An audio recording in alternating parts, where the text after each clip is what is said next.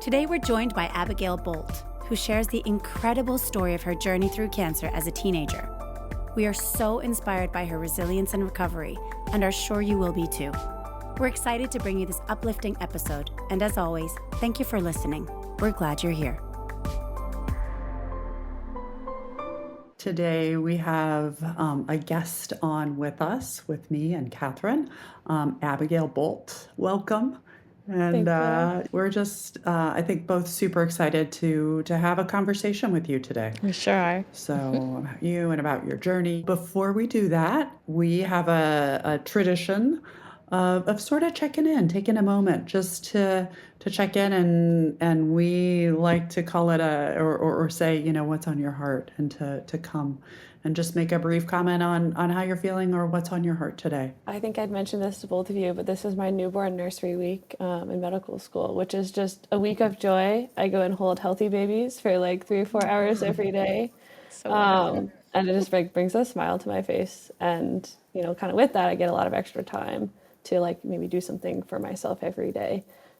So just kind of making sure that I'm spending time taking care of myself, but also get to see these cute little kids that are completely healthy. It's very refreshing. Yes, probably a little therapeutic, It right? is. I think I go and I smile for 3 hours straight.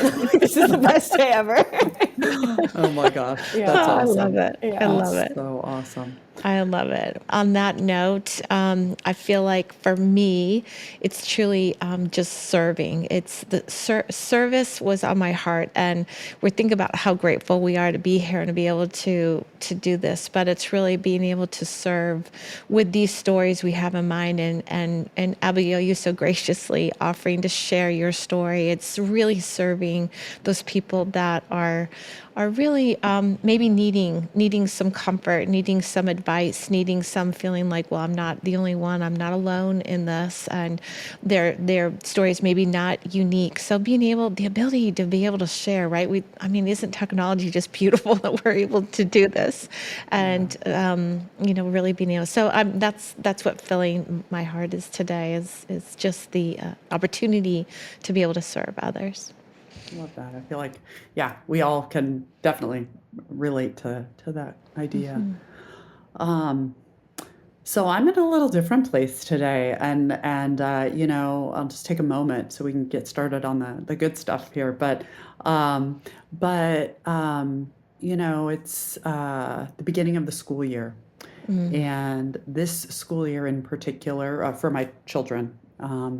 And this school year in particular, with a 17-year-old who's starting her final year of high school and a 19-year-old who's launching into second year in college, I feel like I'm heading to empty nest time, right? And this is sort of the beginning of the end of an era, and I'm really. I could, as I say that, like I definitely have this, feeling in the pit of my stomach, and I think what I am finding myself trying to be really intentional about is savoring, right? Being in the moment with my kids and taking advantage of whatever opportunities we have to really be together. So that's where I am, being in the moment with my family. Abigail, again, thank you so much just for taking the time as a medical student and in the middle of your third year and rotations and all of that. Yeah. But I'm just delighted. I've known Abigail for a number of years, and I'm just delighted to have the opportunity to just sit down and have a conversation about your journey with cancer and your life and all of that. So with that, maybe we can start with just, if you could just share a little bit about yourself. I am now a third-year medical student. I've had quite the journey, though, to get here. Grew up in Indianapolis, was at Vanderbilt for undergrad in Nashville, and loved chemistry and all that. I'm a huge runner, love cooking. But when I was a freshman in high school, that's kind of when my journey with cancer all began. I'd started at a brand new school. Everything was going great. I was making new friends. And then all of a sudden things started feeling a little bit off for me. Like it was a workout to go from my biology class on the first floor to my math class on the second floor. And then maybe kind of like the next week, I kind of felt kind of sick. My mom's like, you look really, really pale. Ended up staying home from school a few days, and then ended up going to the ER where they were like, so we think that you might have a blood cancer. And that was kind of a shock to all of us. Like we thought that I had, like mono, or like this was just like a really bad cold or something like that, feeling so fatigued, being so pale, like for, kind of like 2 weeks or so at this point. And I even remember my mom saying like, hey, you should maybe start to figure out like what being sick like feels like to you. Like when you know that an illness is coming on, and like how long they generally last. Cause like at some point you're going to go to college, and like you're going to need to figure out like what you can do to help yourself feel better. So my mom and I went to the ER. I was like a Friday at the beginning of October. And my dad was actually traveling. He was out of the country. And there was a big debate on like whether or not like he should go or should not go. And my mom's like, she's just sick. Like, it's fine. She'll be better. Just like go on your dive trip. And so he was actually scuba diving. And part of that is that you can't fly afterwards. So we could call him.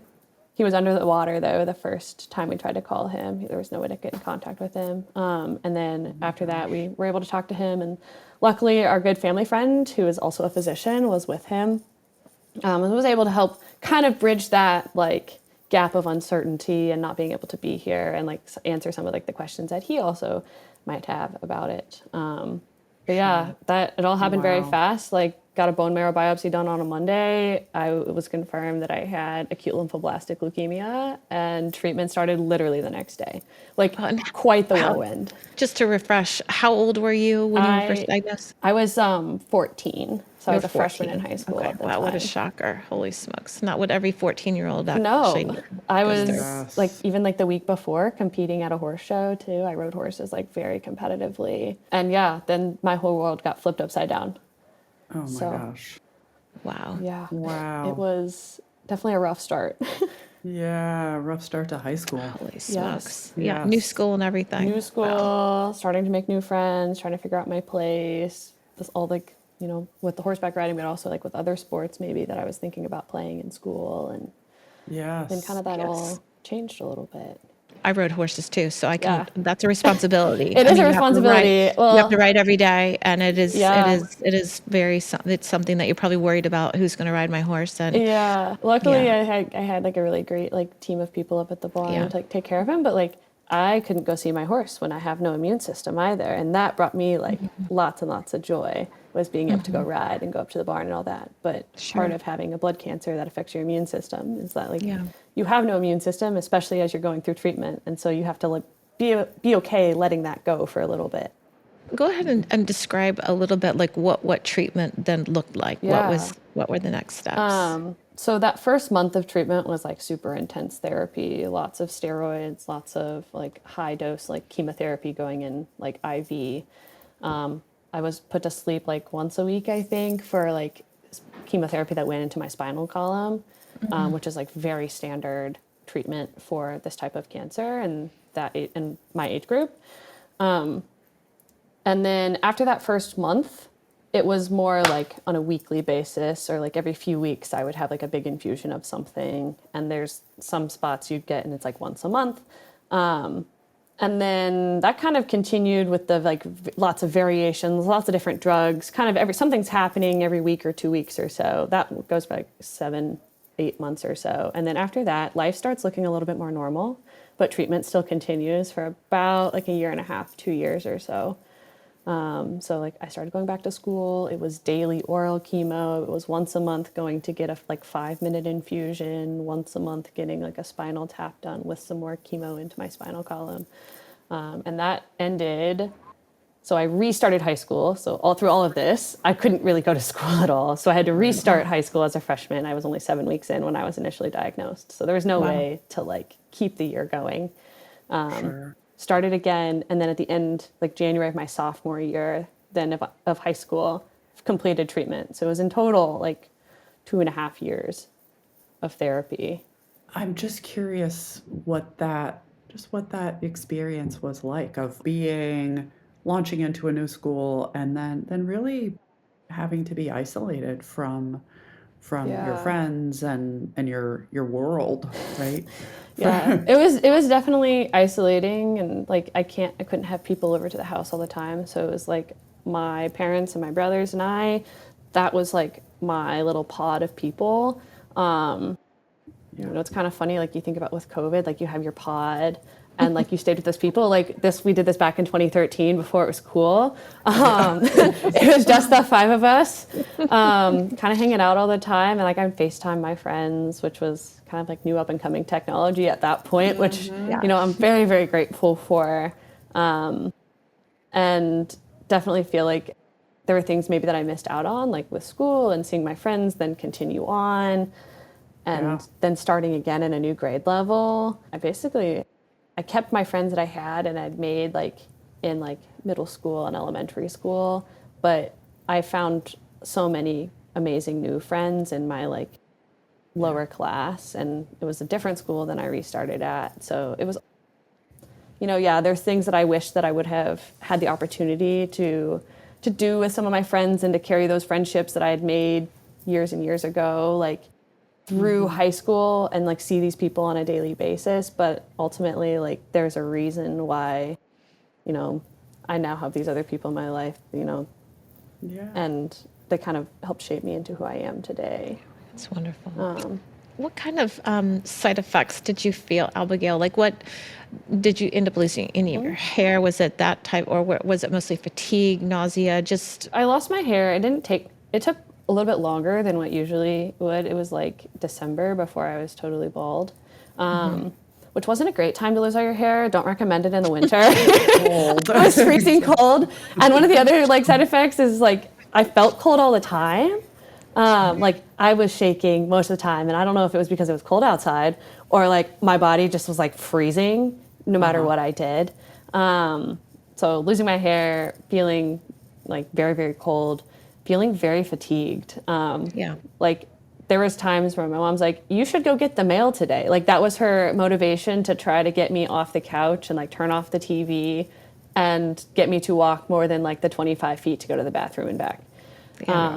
Because I was perfectly content just laying there all day watching Law and Order for hours and hours on end, and also like sleeping because Yeah. I could not keep my eyes open. I definitely had some nausea depending on what drugs I was getting on certain days. Yeah. There's just a whole whirlwind of stuff. Actually, I Yeah. found one of the most helpful things for feeling cold and for the nausea was sitting in front of the stove while my mom was cooking. And the smell of cooking, like sauteing onions, for some reason, was very therapeutic. And my so gosh, I wow. even like started cooking with my mom a little bit more. Like I had my bar stool sitting in front of the stove, and I would just sit there and I'd stir the pot as best as I could. And we had soup Yes. like every single night because I was willing to eat it, and it kept me warm for a few hours to sit there and made me feel less nauseous, being able to just like smell the onions. And I went into like before I was diagnosed, like I think I went into it as like super, super fit. I had been running some races over the summer with my dad and like had summer PE and like had so much fun with all of that, just running around and like, yeah, Yes. super, super active, super fit. And then Yes. to have basically all that kind of taken from me, Yeah. just gone. Yeah. I think it was very helpful for me to have that fitness going into my treatment. Sure it was. Just like, Yeah. Yeah. maybe instead of losing all that weight, it was maybe like a shift of like muscle versus like fat mass and stuff like that, depending on like, Yeah. with all the steroids and stuff.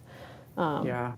And probably I like to think it helped me out being so fit going in, and Yes. having that is so central to who I am now after my treatment. And what can I do to help keep me healthy? Obviously, it's been, 10 years. Yes, almost Yes, 11. almost 11. Oh, yeah.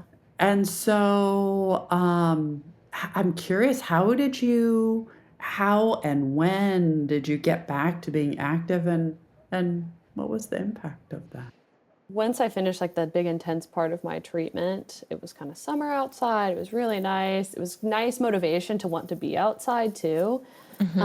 And I got permission to go and at least go walk on my horse, right? So I Okay. could go out there and I could see my horse. I could sit and we could go walk around the arena. Eventually it became, I had enough strength building with that to do a little bit of trotting, do a little bit of cantering, like go a little bit faster and do a little bit more and spend more than just 5-10 minutes on his back, like be able to do like a whole ride basically. And kind of with that comes the grooming and the caring for the horse, which is quite a bit of a workout too. And you're always like bending over and like reaching up and like using your arms for lots of things. So I think, you know, having my horse is like a motivation to get fit again, or like to at least go out and do things, right? Like I didn't have to be super Sure. fit, but it was like almost therapy for me.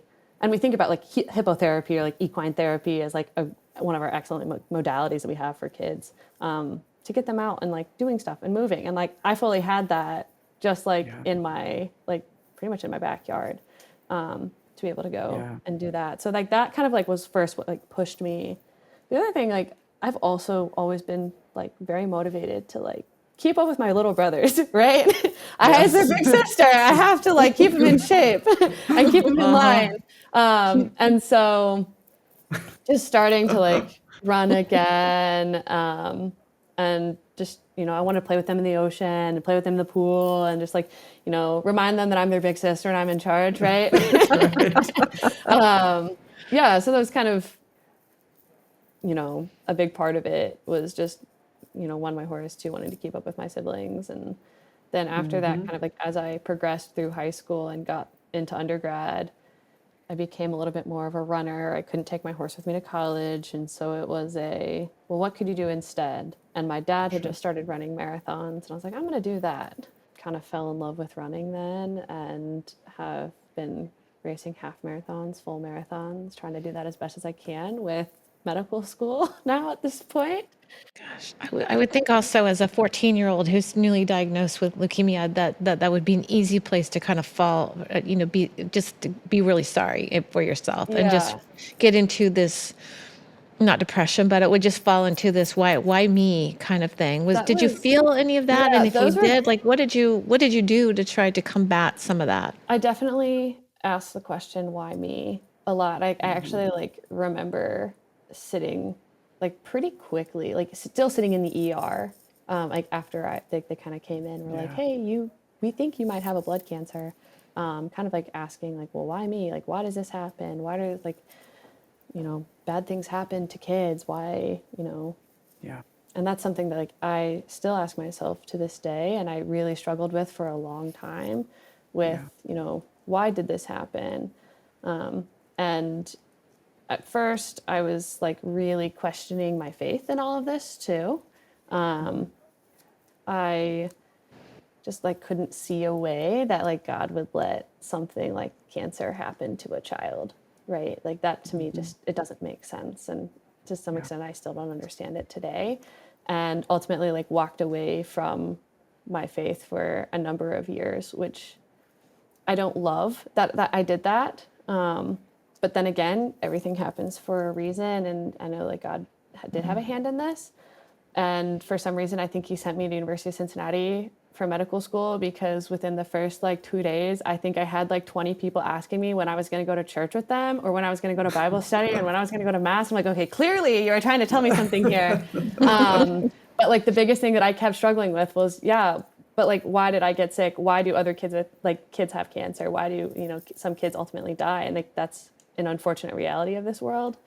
And kind of in just a lot of soul searching and a lot of praying and a lot of talking with, you know, close friends who are very like devout in their faith, that, you know, I have found peace in it. And we won't know and we may not know now, but there's always something in the future that, you know, could be the reason why.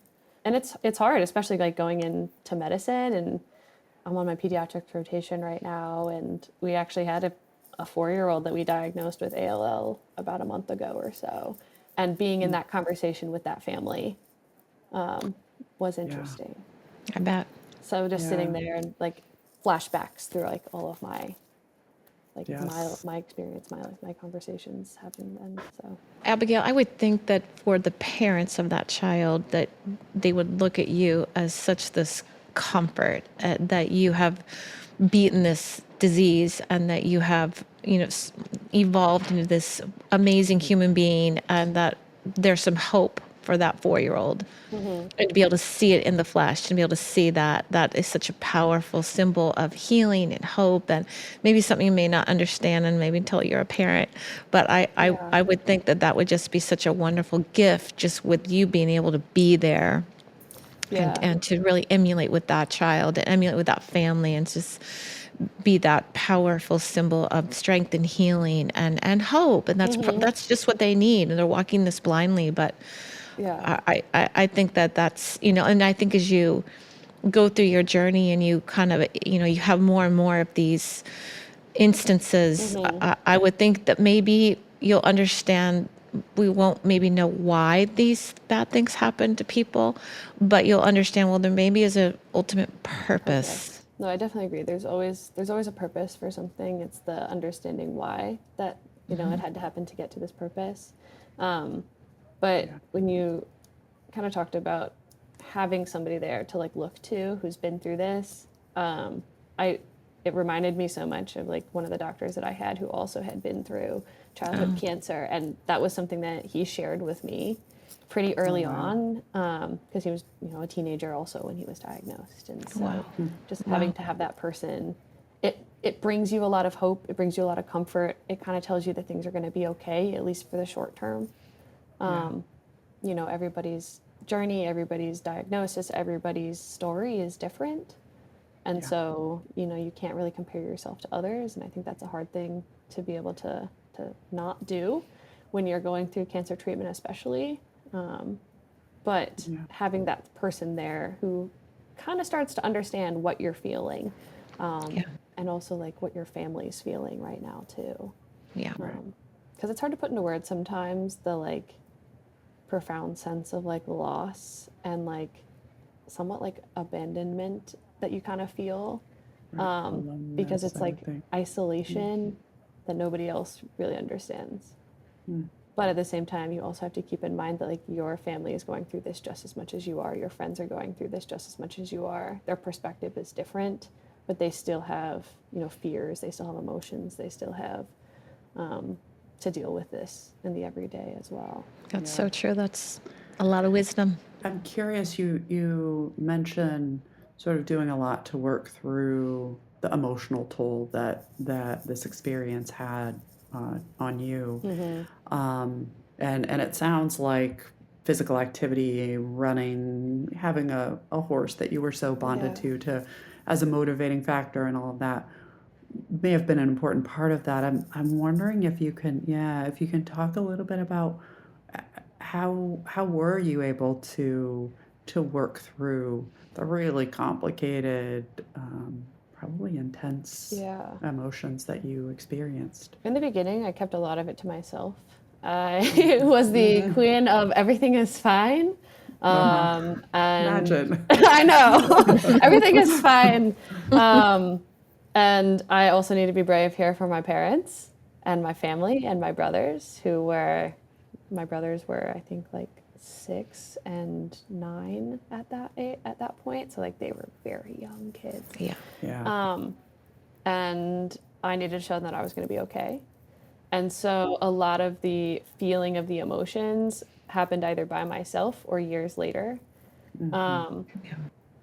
And I think the best way that I found to like start processing how I was feeling was through writing. And so spent some time just like writing almost letters of how I was feeling to people. Just made it a lot easier to put it into words and then sharing those letters with them. So I wrote letters to like my parents, I wrote letters to my brothers, and I didn't just give them the letter, I read them the letter, which provided me a like way to like speak it into existence too. Also knowing that like these were going to be hard conversations to have, and were probably going to be tearful, so that I could also remember like things that I wanted to talk about and things that I felt like were important to mention to them. Sure. Yeah. You know, I spent some time also like working with a therapist as well, who helped me, you know, come up with ways to share how I'm feeling with those who were like closest to me during that Yeah. time. Mm-hmm. But I think the other thing that's kind of helped me the most recently is sharing my story and kind of just putting it out there that like it's okay to feel isolated, and it's okay to feel like you don't know like what's going on, and that you feel lost, and that you feel like absolutely defeated, because we all do, as much as like anybody wants to admit it or not. Like when you're going through cancer treatment, you feel like you're the only person in the world who's experiencing this, and nobody else can even like come close to understanding it. But while that might be true, if you lean on those around you and share that that's how you're feeling with them, all of a sudden you don't have to carry that burden alone. That's a wonderful idea. Yeah, I feel like also with kids, how was the support of your friends? It seems like they're so generous with wanting to be part of your life Yeah. and wanting to just let me kind of, you know, bear your burden a little bit. Let me have part of you. You know, what can I do? I felt like with my friends, like some of them like truly understood it from day one, and were totally willing to like be there and be that shoulder to cry on when I needed it. And honestly, sometimes I felt like it was easier to share with somebody my own age versus like one of my parents or my brothers, right? Sure. But then I had also friends that were like, "Oh, but she's just sick. She'll be fine," which is like, I hoped ultimately true, Right. but you know, it's not Yeah. like a cold, or it's not like, you know, Yeah. some illness that you're just going to get better in off of after like a week or so. Right. And then kind of as I've grown up, definitely like getting into high school, like later in high school, like where, you know, we're 16, 17 years old, and my friends could start to ask me questions about, well, how did you really feel during that time? That's good. And what did you struggle most with? And where do you feel like your relationship with God was at that time? And then now that we're adults, kind of getting into like the nitty gritty details, and like it's okay like to break down in front of like your best friend, because they also need to know like what you were going through, and they truly do care. At the end of the day, like they wouldn't be here, they wouldn't be asking if they didn't care, Yeah. and want to understand, which takes a long time to like, as the kid, as the cancer patient, right, to go through. It's like, no, like these people truly want to know what it is like for you, because they know that they're not experiencing it, but they want to know how to help you. Well, and I feel like, you know, often when you're initially diagnosed, it seems like kind of in this, right, and as you said, with treatment for acute lymphoblastic leukemia, things happen fast. And so it almost like sweeps you into this do it mode, right? And there's a lot to do, right? Yeah, absolutely. And physically you feel pretty crummy. Yeah. And so I get the idea that once you actually start to feel a little better, it's like, okay, I'm good. Let's just I want to feel good for once. yes, let me do what I need to do. But Yeah, like, yes. absolutely. And it requires some intentionality to go back to it.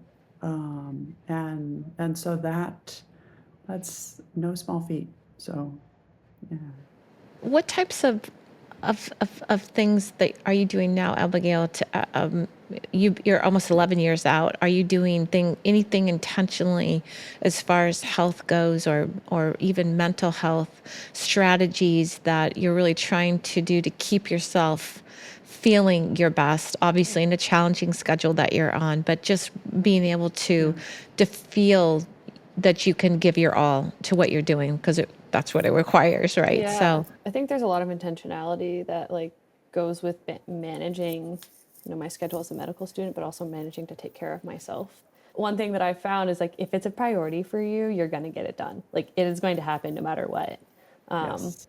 And it's hard to see that and to know that until you've lived it and you've done it before. And you're like, wow, all of a sudden I had time to do all of this because it was so important to me that I got this done. For me, a lot of these things, it's running. That's like one thing that like I have to go run every day, and it may not be at the same time every day. And, I've also been trying to make it a priority I have made it a priority for the last like 2 years, like go to mass every single Sunday. It doesn't matter what you're doing, doesn't matter where you are, you can go and you're going to spend an hour and you're going to take that time to reflect and clear your mind and, pray and find comfort in that relationship with God. And I think the other thing that's also important for me is to take time to call my parents every day, take time to call my brothers, take time, once a week to call my close friends and just check in. How are you really doing? Not just oh, hey, like, hope everything's fine. But to truly still have these like good, close conversations with these people because they're the people who got me through it at the end of the day. And then doing something that like just finds me joy. Like I love cooking as well. So I will try every week to take an hour or two to meal prep my stuff for the week. But like that is my time to play music and to dance in the kitchen and to cook and to just let it be. Because I think you can take care of yourself with physical activity so much and sleeping so much and like taking care of your spiritual health and all of that. But like you also have to think about like, what am I nourishing my body with as well? So like there's so many different aspects of like people who I surround myself with, the physical activity, sleep, nutrition, exercise, like all of that like plays into it. And as you said, even with a busy schedule and sometimes limited time for each of those things, you've been able to really identify your key priorities and find a way to make time for them. Yeah.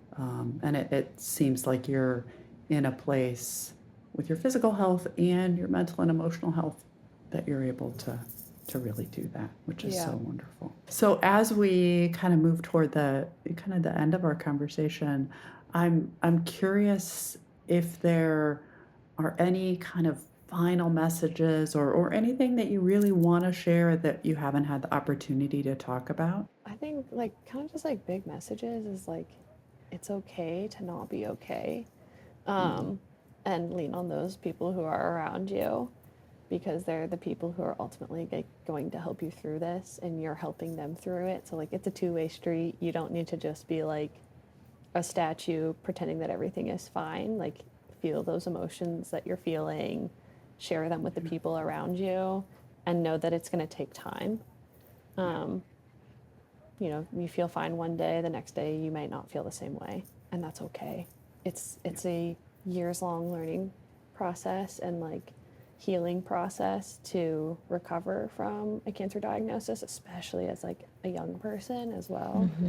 And like, I'm almost 11 years post-diagnosis at this point, but still like I think about it a lot. And like I mentioned, like I had that patient a few weeks ago that like it brought so many things back to me that I just needed to sit down and think about and talk to somebody and eventually be okay with that, knowing, I might have to do this again, unfortunately. So definitely share with others like what's going on, feel your feelings. It's okay to not be fine. And give yourself grace, knowing that like you don't have to do everything out here like under the sun to try to, to try to heal, to try to be healthy, to try to prevent disease or whatever, right? You have to do what makes you happy and what fills your cup every day. And that's going to look a little bit different for everybody. Amazing words of wisdom. That's awesome. Thank you, Abigail, for sharing your story with us. It's just been a really fun conversation. Thank you guys so much for having me. Yeah, definitely.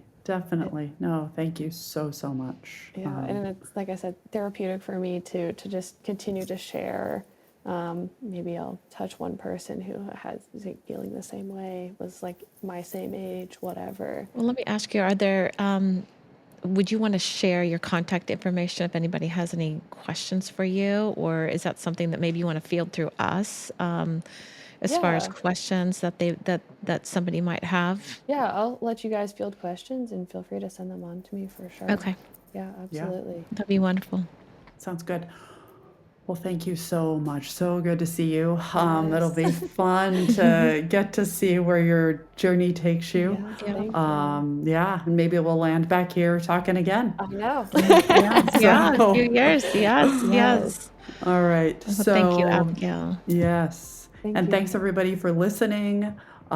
Please, if you have questions, comments, anything like that, please send them our way. And let us know, does this kind of conversation resonate with you?